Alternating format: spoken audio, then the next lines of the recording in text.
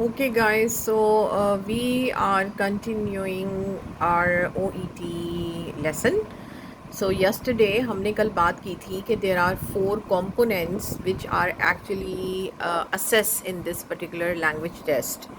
ठीक है, इसमें जितने भी हमारे डॉक्टर्स हैं और जो हमारे नर्सेज हैं और जो भी हमारे हेल्थ केयर प्रोफेशनल्स हैं, वो अगर इंग्लिश स्पीकिंग एनवायरनमेंट में काम करेंगे तो उनको वहाँ पर काम करने के लिए ये 4 कंपोनेंट्स हैं जिनको असेस किया जाता है।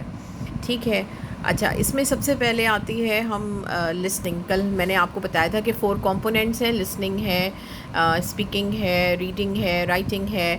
इन चाहिए वो 4 कंपोनेंट्स हैं, ये वो 4 एरियाज़ हैं जिनमें आपका टेस्ट जो है वो लिया जाता है। अच्छा, लिसनिंग जो है वो 50 मिनट्स का होता है। उसमें 2 पार्ट्स होते हैं। देखें, एक पार्ट ये है 25 मिनट्स का है, ये आपको नज़र आ रहा होगा बोर्ड पे। इसमें जो बेसिकली टेस्ट होता है वो रिकॉर्डेड कॉन्वर्सेशंस होते हैं between the health care professional और अ पेशेंट। ठीक है, उसमें आपको सिंपल वो असेस करते हैं आपकी एबिलिटी कि आप जो भी कॉन्वर्सेशन हो रहा है उसमें आपने जो नोट्स हैं वो लेने हैं।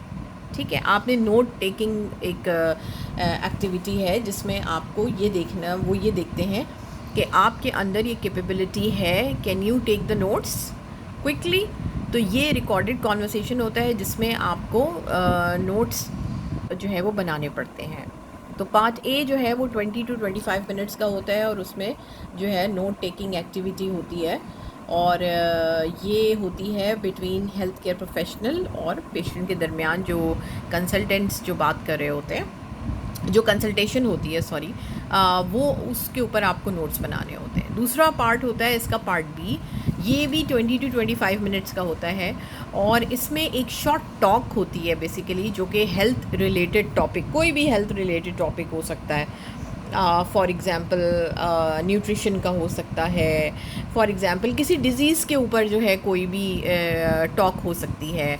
तो वो जो है वो बेसिकली उसमें आपके पास ऑप्शन होता है, इट्स लाइक अ कॉम्प्रीहेंशन। लेकिन कॉम्प्रीहेंशन तो आपको पता है रीडिंग में आता है, इसमें लिसनिंग में जो है वो रिकॉर्डेड लेक्चर होगा या जैसे ये जो टॉक है वो होगी, तो उसमें आपको मल्टीपल चॉइस होते हैं, उसमें आपको शॉर्ट आंसर क्वेश्चंस होते हैं, उसमें आपको कहा जा सकता है कि आपने जो कुछ जो टॉक आपने सुनी आप उसको समराइज़ कर दीजिए। ठीक है, उसमें ये भी हो सकता है कि उसमें आपको जो है ये कहा जाए कि आप जो है इसके नोट्स उसमें हों वो कंप्लीट कर दें, कोई फ़्लो चार्ट बना दें, कोई अगर वर्ड मिस है तो उसको आप उसका रिस्पॉन्स दे दें, मैचिंग रिस्पॉन्सेस कर दीजिए, कोई सेंटेंस इनकम्प्लीट है उसको कंप्लीट कर दीजिए। ये सारी चीज़ें जो हैं ये पार्ट बी में आती हैं। तो ये लिसनिंग इस तरह से का जो पार्ट है वो कवर करता है 50 मिनट्स में, जिसमें कि 2 सेक्शंस होते हैं, पार्ट ए, पार्ट बी। ठीक है, आई होप आपको समझ आया होगा। सबसे पहले तो आपको ये हम इसे डिस्कस कर रहे हैं कि पेपर पैटर्न क्या होता है उसका। तो उसमें आपको इस वक्त जो हमने बात समझाई है वो रिलेटेड टू लिसनिंग है। ठीक है, उसका फर्स्ट कंपोनेंट या एक कंपोनेंट यूँ समझ लें जो कि 50 मिनट्स का होता है, उस पर हमने आज जो है वो बात की है।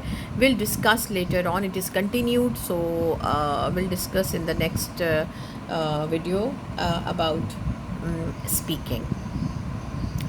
No, we will discuss about reading because we are talking about the receptive skills at the moment, right? Listening and reading are two are the receptive skills. So आपको थोड़ा सा ये चीज़ ज़हन में रखनी है कि हम अभी रिसेप्टिव स्किल्स की बात कर रहे हैं कि हम जितना एब्जॉर्ब कर सकते हैं।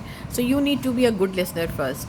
तो जो लोग बहुत ज़्यादा बोलते हैं वो ज़रा लिसनिंग पे काम करना शुरू कर दें और कोशिश करें कि एक अच्छे लिसनर बन जाइए। ठीक है, थैंक यू जी, wish you best of luck, see you in the next video इंशाल्लाह। Thank you.